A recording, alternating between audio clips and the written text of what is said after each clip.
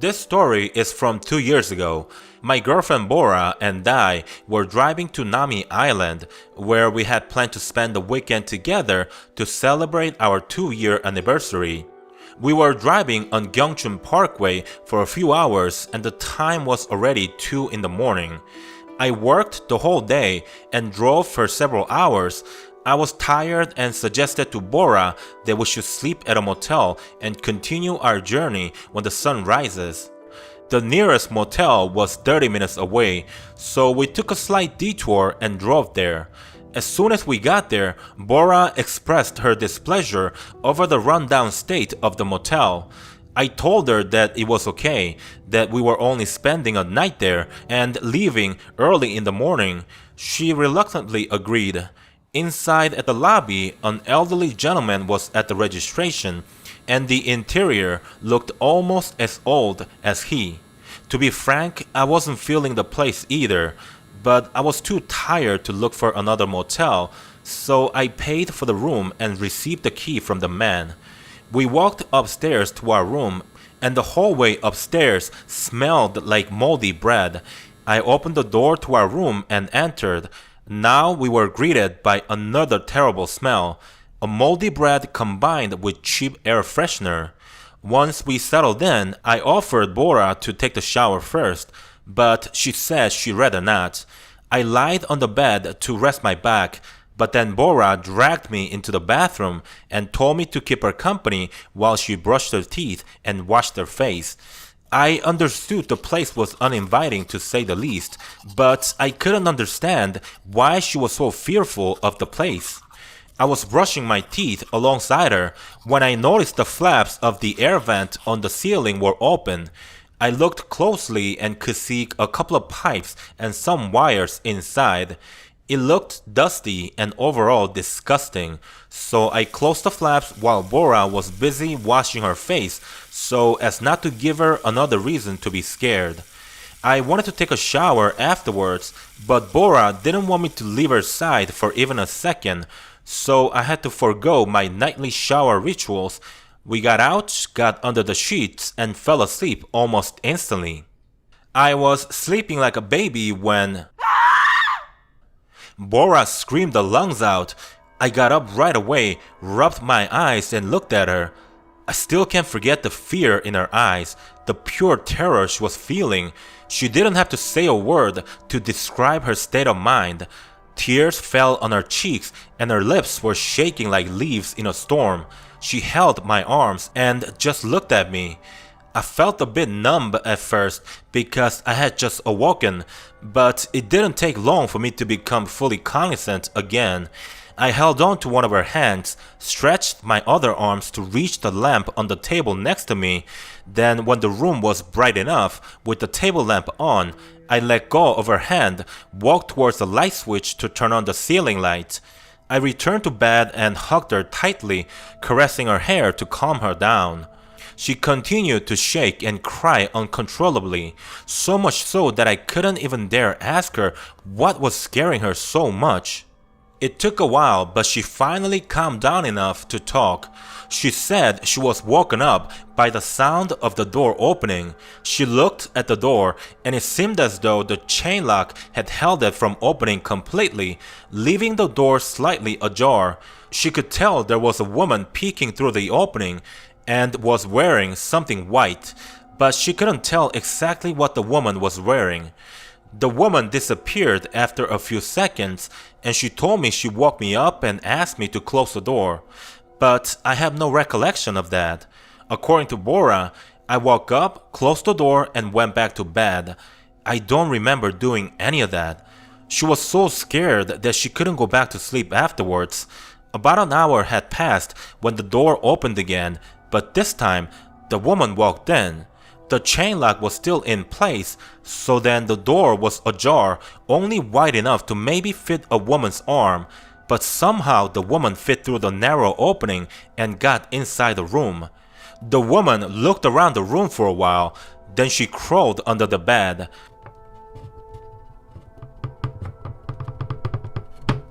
Soon after, Bora could hear her scratching at the bed frame, and when the noise stopped, The woman slowly crawled out again and stood in front of our bed. She then crawled onto our bed and lied on top of me. Bora told me the woman turned her head and looked at her with hateful gaze. She could now see the woman's face more clearly, and she described her face as a human fused with the devil. Bora closed her eyes, hoping the woman would go away if she didn't look at her. When she opened her eyes again, she saw the woman was now sitting on top of me, and her long hair covered my face. I was grunting as if something heavy was pushing down on my stomach, but I was still asleep. The woman slowly lowered her head to mine, and that's when Bora screamed out loud again, waking me up in the process. I got up, startled by her scream. The first thing I did was to look around the room but saw nothing. Bora then told me everything she saw and said the woman jumped out of the window when I woke up. We spent the rest of the night awake. Bora ran out of the room as soon as the sun came up. I, on the other hand, went to the bathroom and did my morning stuff. While brushing my teeth, I noticed the air vent flaps were open again. The lever on the vent wasn't all that easy to push from what I recall last night, so it wasn't something that could slide open on its own. Strange, I thought. I stepped out of the bathroom and walked toward the window. We were on the second floor, but the height from the window to the ground level was more like 3 stories up because the motel was built on an incline and we were on the lower side of the foundation. No person could have jumped that height and escape unscathed. Bora's not the type of person to freak out over nothing. She's ballsy. Not ballsy for a girl like ballsy, but she's ballsy, period. What could she have possibly seen to make her cry so uncontrollably? We never got to speak more about that because she didn't want to talk about it anymore. I guess I'll never find out now because we broke up about a month ago and I'm single again. To be honest, when I get a new girlfriend, I sort of, would like to go back to the motel again. I work as a doctor in the town of Otaru. It's a small quaint town that values tradition and the old ways. We get lots of tourists every year, in much part thanks to our fresh seafood and beautiful scenery. Because of that, some parts of the town can get quite hectic at times, but the hospital where I work at is located in a remote part of the town where tourists normally don't venture. Thankfully, we get to enjoy peace and quiet throughout the year. As you might have deduced from my description of the town, we don't get that many patients here, and patients coming in with serious injuries are rare. So then the mood in the hospital is normally very relaxed, and it's probably one of the least stressful work environments in the entire country. I work night shift every 3rd week of the month for an entire week in the ER. It was Tuesday and I was chit-chatting with nurse Nanani, who's become a close friend of mine since I started working in this hospital. I'm 43, single female, Nanani's only 29, but we get along really well and never been bothered by our age difference, or maybe that's just me. So anyways, Nanami was telling me about her boyfriend of 7 years who is yet to propose to her, and she felt as though she was only being used financially while he completed his doctorate degree. Suddenly, we get a call that a hit-and-run accident victim is being transferred to our hospital, and we get busy prepping for the patient. 5 minutes later, the ambulance crew rushes in with the patient, and I'm taken aback because this person doesn't look entirely normal. To elaborate further, it's not because it's white. We get enough visitors from the US and Europe every year, so although rare, we do see patients of different ethnicity throughout the year. The biggest thing that stood out on this patient was his lack of hair anywhere on his body. His skin was so fair, so much so that it looked as though he was painted in white. Then there was the fact that he was completely nude, not even a pair of socks on his feet. We were rolling him into the triage in a gurney when I saw something that I can't explain even till this day. The patient had serious wounds all over his body, cuts and gashes on his forehead, arms, thighs. His body looked like a mini battlefield, but somehow they were healing on their own. I'd like to say that I must have seen it wrong, but it wasn't just me who noticed that. Nanami saw it, so did another nurse and doctor. By the time we arrived in the triage, we all looked at each other in confusion. I couldn't touch his wounds because they were self-healing. I didn't have to check for his vitals because his chest was moving up and down like any healthy adult breathing without any struggle. I had the patient moved to the examination room and called my boss, even though it was 3 in the morning. The situation with this patient was way above my pay grade, and thankfully, he agreed to come in and said he'd be here in about half an hour, since the patient was in no apparent need of urgent care. I was waiting for my boss at the registration booth when Nanami came running and said, breathing heavily, he woke up. The patient woke up. I dreaded this happening because it meant I had to be the one to examine him, with the boss still 20 minutes away. I didn't run or even walk in normal speed. I took my time taking in long breaths and foolishly hoping like a child that the boss would walk in at any moment. It didn't happen. I stepped inside the examination room, and there the patient was wide awake, almost completely healed from head to toe. He looked at me straight into the eyes with his unnaturally dark blue eyes. We don't see many blue-eyed people here, but I know for certain no human on earth owns a pair of eyes so blue. I knew I was being unprofessional and I wanted to at least act more collected, but no one would understand what was going through my mind in that moment.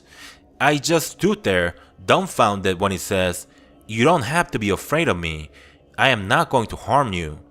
I was blown away, not by the things he said, but by the fact that he spoke perfect Japanese. And not only that, he spoke Hokkaido dialect, which is the dialect of our region. How is this possible, I thought. I mumbled a little and said, "I'll need to run some tests," and is when he cut me off and said, "You don't need to do such thing. I'll be fully healed in a moment, and I won't be a nuisance to you anymore." So then I said to him, "Okay, can I at least have your name?" And he answered, "I don't have such thing, and you don't need it. I promise you, I'll vacate the premise in a minute or two." I don't know what came over me, but I couldn't hold back my curiosity and asked, "How is it that you're okay? How do you heal on your own? It's not medically possible." When I asked those questions, he kept quiet for almost a full minute while looking at me without blinking once, as if he was looking into my soul. When he finally blinked, he said, "You wouldn't understand even if I told you how, and more importantly, it's best that you do not know." My confidence was bolstered by his rather gentle manner of speaking, so I kept asking, "If you could help us study your condition, do you understand how many people we can potentially save from certain death? If you would allow me to run at least a blood test, or even better, if you would stay at our hospital and allow us to learn more about your anatomy, we can together possibly make the biggest medical discovery ever." He got up from the bed when I was done talking and walked toward me, only wearing the patient gown. He then held my hand and said, "I promise you, I don't mean to be cruel to you, but I'm happy for you that you're no longer fertile. I know there's a lot of good in you, and I want you to live a happy life until the end. Nothing matters now. Just live your life in the moment and leave nothing behind. Goodbye, doctor." He walked toward the door and headed toward the exit. As kind as his words were, there was something definitely ominous about the things he said. I followed them into the hallway and asked, "What do you mean I'm no longer fertile? And what about the end? What is the end?" He continued to walk, and saw 2 policemen waiting by the end of the hallway leading to the lobby. They must have been waiting to question him about the accident he was involved in. As he walked toward them, Both officers' eyes drifted away from him. They looked as though were looking at a mountain 100 miles away. They stood there as if powerless to think and react. By the time he reached the lobby, everyone around were acting the same. Nanami, the nurse at the registration, and the security guard, they all looked as though their souls had been pulled out of them. The only conscious person was me and the mysterious man. The man was now outside. He stopped and turned around. He looked into my eyes again with his dark blue eyes and repeated, "Live in the moment and leave nothing behind." I must have been put in the same hypnotizing condition because by the time I came to, I was standing right in front of the exit and my boss shook my left shoulder as if to wake me up from the entranced state I was in. I went inside the hospital to the lobby and saw the clock on the wall read 4 a.m. Half an hour had passed since the mysterious man left me by the exit. Everyone who were in the hospital during the happening didn't remember a thing. Not the man, not them being hypnotized. Their memories were effectively wiped. I was the only one with the memory. Because I knew of the things they couldn't remember, I had managed to ask the right questions to learn of everyone's short-term memory loss and kept the happening to myself. They all found the loss of half an hour in their memories quite peculiar, but they brushed the anomaly aside as if nothing. The police left the building without even reviewing the security cameras. The nurses and the security guard returned to their posts, and all went back to normal just like that. I never saw the man after that night, and as insane as it may sound, if there's one wish I have, to which I yearn it to come true, it's for the mystery man to appear again, so I could ask him again what he meant by the words he spoke that night. Why does my infertility make him happy? What did he mean by until the end? Why does nothing matter? And why does he wish me to leave nothing behind? I have so many questions for him, but I'm afraid they'll never be answered. This happened 10 years ago from today. I lived in Gumi City of Gyeongbuk Province. My wife of today was my girlfriend back then, and she resided in Wando County of Jeonnam Province. We were members of the same online group, and that's how we became romantically involved. Being able to talk to one another through chats and emails had made it possible for us to continue a long-distance relationship. Meeting up offline was always difficult because I had to drive 6 hours each way over the weekend, and it was quite taxing on the body. There used to be only one parkway to Wando to Gumi. You had to take the 88 past Gwangju, Naju, Hanam, and Namchang. Then the next region is Wando. Today, you can take several different routes, and the roads are much nicer. But back then, the only way to Naju was via the zigzagging two-lane parkway 88. The lighting on 88 was so inadequate that aside from where your headlights are directly pointed at, everywhere else was nearly pitch dark. So this one night, I'm driving to my girlfriend's place and it was a rainy season. It was Saturday and I normally get off work early on Saturdays, but on that particular day, there was some backlog of paperwork and I ended up leaving late. It was pouring heavy a couple of hours into the drive. The time was already past midnight by the time I arrived at a rest stop halfway to Wando, but the rain just kept pouring. As an icing on the cake, lightning and thunder soon joined the party. I had a light snack at the rest stop and took my time getting back on the road, since I couldn't see my girlfriend until the day broke anyways. I was relaxed, enjoyed the scenery, and drove leisurely, listening to the song she had burned on the CD for me. The thing is, I actually enjoyed rainy and snowy days. Okay, so there was this student or just a young man, I don't know, but he looked to be 18 or 19, so I'll just call him a student. I believe it was around 2 a.m. when I first met him. I wasn't really paying attention to the time, so I'm only guesstimating with the distance that I had traveled up to that point. I had taken an exit only minutes ago and now was driving on Route 13. A few kilometers on this road and I would arrive in Hanam. I was taking this tight bend when I see a student by the side of the road. The kid was drenched without an umbrella and was nonchalantly hitchhiking, as if he's calling for a taxi or something, just naturally as if he's in the middle of a bustling city. But at this hour, in a freeway, when it's pouring like this, I thought to myself, what a crazy kid, and just passed by him. However, in that brief moment as I passed him by, we somehow locked eyes for a split of a second. Really, I don't know how to explain it. In the middle of a night, in such a brief moment, how was I able to lock eyes with him is still a mystery to me.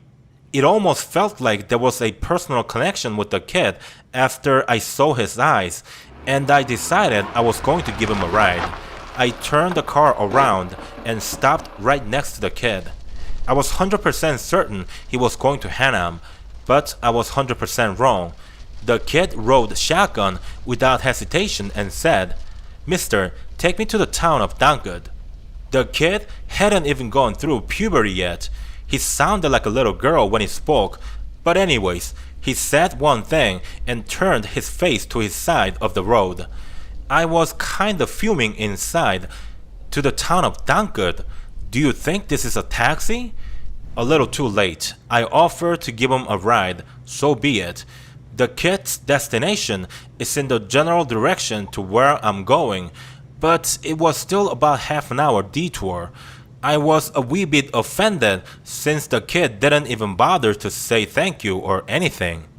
I was going to say something, nothing too harsh, just to teach the kid some manners, but then I saw the look on his face and it looked so sad. I couldn't say anything. Maybe his girlfriend dumped him, so he had a drink or two, I don't know, but I just kept driving.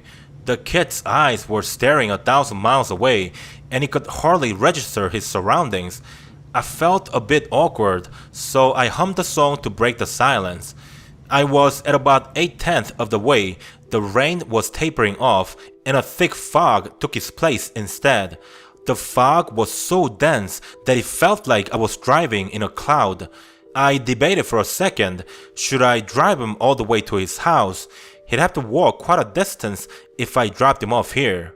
So I asked the kid, "Hey kid, I have to go to Wando. What would you like to do? Do you want me to drop you off here, or would you like me to drive to your home?" The kid looked at me and smiled. That was the first time I had a good look at his face. He was a good-looking kid and looked very pale. It seemed natural because even though it was summer, he was standing outside in the rain for God knows how long. I was a bit concerned for the kid, so I asked again, "I think you may be coming down with something. Are you sure you're gonna be okay? I could drive you home if that's what you want. I got plenty of time anyways." I was slowing down to make a right towards Dankut when the kid tells me he's good here and asks me to stop the car. I was kind of happy that I didn't need to take a detour, but I still asked him if he was sure. The kid nodded without saying anything and got out of the car. I looked at the rearview mirror as I accelerated the car. I dropped off the kid just a few seconds ago, but he was nowhere to be seen. I stopped the car on the shoulder and walked to the spot where he got out. I still couldn't see him anywhere. I returned to the car and didn't think much of it since it was foggy as hell outside. I figured he must have ran as soon as he got off the car, and that pretty much explained everything. It was 5 in the morning when I arrived in Wando. I parked the car on a quiet street and decided to get a couple of hours of sleep until I could go pick my girlfriend up. I wasn't sure how long I must have been sleeping, but I was awoken by the knocks on the window. The sun was about to break, so it was brighter outside. I looked to my left and saw the kid looking at me. I was so startled that I thought my heart stopped for a moment. I opened the window, pretending to be calm. I struggled to speak clearly because I had just woken up. Before I could say anything intelligible, the kid said, smiling, "Thank you. No one had ever stopped for me, but you did." I thought, did he walk all this way just to say thank you? He didn't say a word in the car, so what the hell is this? I was about to ask him how he came here on his own, and more importantly, how he found me, when the kid walks away saying, "Don't take the 88 when it rains." I quickly asked, "Huh? What? Rain? But why?" I pulled on the door handle to try to get out, but the damn thing wouldn't budge. This is a brand new car. There's no way the door's malfunctioning. I kept pulling on the door handle, but then I woke up. Yeah, it was a dream. I tried opening the door for real, and it opened just fine. The dream though, it felt so real. The sun was about to break in the dream, and so was in real life. From where did the dream start and where did it end? I was confused as ever. Did I even pick up that kid, or was it all a dream? I ended up convincing myself that the kid must have felt bad for not thanking me, and somehow he just found me. I didn't want to think about it too much because I was finally able to see my girlfriend after not seeing her for almost a week. It was a happy day, so no more dwelling on weird things. I had a wonderful time with my girl that day and left in the evening since I had to go to work the next day. Before leaving though, we had a coffee together and I told her about the kid and the strange things that happened afterwards. After the fog had cleared in the morning, the weather was beautiful the whole day, but all of a sudden, the sky was putting on a fireworks show with thunder and lightning. My girlfriend isn't particularly superstitious, but her face was full of concerns. It began to rain outside and she pleaded with me to not take the 88.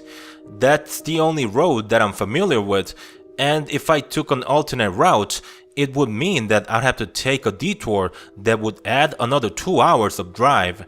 I assured my girlfriend that I'd take another route, but then I started the journey on 88. On the way, I felt bad about lying to her, so I took the next exit and headed towards the alternate route. I must have been driving for another hour. I was listening to the radio with the volume up because the rain just wouldn't let up. There was a report on the radio about a 7-car pileup on 88.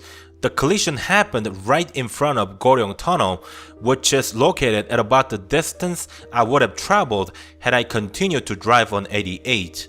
Several victims were pronounced dead on site, and it created a huge traffic jam on the parkway. I just told myself it was a coincidence, but I won't lie to you, it did stay on my mind for quite some time. 2 years had passed since my first encounter with the kid. I got a promotion at work, and as bonus, I received a tiny bump in salary as well as a 2 weeks paid vacation. My friends and I adjusted our schedule so we could go on a trip together and decided to spend the week at the town of Dankad. To be frank, I wanted to show off my girlfriend as well. Coincidentally, it's the same town where the kid wanted to be dropped off, but it also happens to be one of the most beautiful places in Korea. They have a beautiful beach where you could take a dip and fantastic fishing spots as well. As per usual, we got there later than we had planned, and all decent motels were full vacancy. We ended up renting a room at a crappy motel. It was one of those prefabricated buildings that look more like a warehouse than a motel. You see them a lot near the beaches, and many of them only operate during the summer. I fell asleep as soon as my head touched the pillow, and in my dream, I met the kid again. It was the same kid from 2 years ago, and for whatever reason, he looked angry. He said to me, "What are you doing here? Get out right now!" And he started pushing me toward the door. I woke up as soon as he was about to push me outside of the door. I checked my phone and saw that it was 2 in the morning. This time, I couldn't just brush it off as a dream. I began waking up my girlfriend and friends. We had only gotten a couple hours of sleep up to that point, so being extremely tired, they were seriously pissed at me. I quickly explained to everyone about the dream and told them I had a bad feeling about the motel. Obviously, they all looked at me like I went mad. Imagine being woken up in the middle of the night and your friend telling you some crazy story. Of course they think I lost my mind. Regardless of the grievance, I dragged all of them out of the room and we all stood in the parking lot together. Some sat on the ground and some leaned against the parked cars, but they all complained in unison. I was puffing on a cigarette when we heard an explosion in the room next to ours, and a huge fireball rose into the night sky. It took mere seconds for the fire to spread to our room, and everything was ablaze. The whole thing happened so quick. It was no wonder my dad used to tell me all the time to never stay in motels that were prefabricated buildings. I found out later that one person had died in the fire and many were seriously injured. Our vacation was pretty much ruined because of the incident. I told my friends about the dream I had and why I had to get them out of there. One of my buddies suggested we should look for the kid. The vacation became a mess anyways, so we all agreed that we could use the time to investigate things a bit further. We went around town asking people about the kid. One of the elderly ladies we spoke to told us about a story from 15 years ago, so today that's 25 years ago. She told us about a high school kid who died from a fall off a bridge. Rumor was that he was dumped by his girlfriend and went on a drink binge. Some say he jumped off the bridge and committed suicide, and some said he accidentally fell off the bridge because he was heavily intoxicated. How he died was clear, but the circumstance wasn't. In the end, the police closed the case as a suicide, but the point is, it could have been ruled either way. The kid didn't have a father or other siblings. He lived with his mother in a small house. The mother disappeared shortly after the accident, and she was never heard from again. That was all the information we could dig on the kid, and that was the last time I saw him. I still think about the kid whenever the rain pours in the summer, and I still wonder if I had really given him a ride that night. Hello everyone, it's been a while, and I hope all you beautiful people are doing great. As you all know, I haven't been posting any videos in a while, but it was for a good reason. The last time I stopped posting, I did because I wanted to dig deeper into the general preference in the duration of the videos. This time, I wanted to dig deeper into your preference in the visual and sound effects of the videos. You see, I add as many relevant images as possible in my videos because even though some percentage of the viewers of contents like mine only care for the stories and not what's displayed on screen, I feel that relevant and good visuals do make a big difference in the experience, and it's really the same story with sound effects. I've been comparing lots of numbers to determine your preference, but I've also been reading lots of comments from the past and have seen that many of you tend to enjoy the videos with lots of visual and sound effects. As you might have noticed on this video, the duration checks out. I've added lots of visual and sound effects, and that is all great, but with one caveat. The videos will take much longer to make. With that said, this video is pretty much the representation of the types of videos I'll be making from here on. This also means that there will be less frequent uploads going forward. I won't be releasing one video per week like I have been in the past 2 weeks. No, that happened because I needed some time to figure out what you guys wanted to see in my videos. Okay, so if you're still with me, that probably makes you one of the very few people who listen to my outro, and you probably read my comments as well. Then you probably also know that I work a full-time job like most of you. As much as I want to upload as frequently as possible, there are only so many hours in a day, and each video takes a huge amount of time to make. Searching images, sound effects, photoshopping certain images, making sound effects from scratch, adding visual effects, all these add up to a very challenging amount of time. But if I could have it my way, then that's the way I would like to go. Make videos of higher quality with less frequent uploads. I can't promise exactly how many videos I'll be uploading per week going forward, but one promise that I can make is that if I publish a video, then you can be sure that I've invested all the time and effort that's needed to make a quality content. And that's about wraps up what I wanted to say to you guys, and hopefully you are happy or at least understanding of my decision to choose quality over quantity. Thank you guys for all your supports with the likes, shares, and comments. You've been nothing short of amazing supporting this tiny channel. Thank you for listening till the end, and as always, stay safe.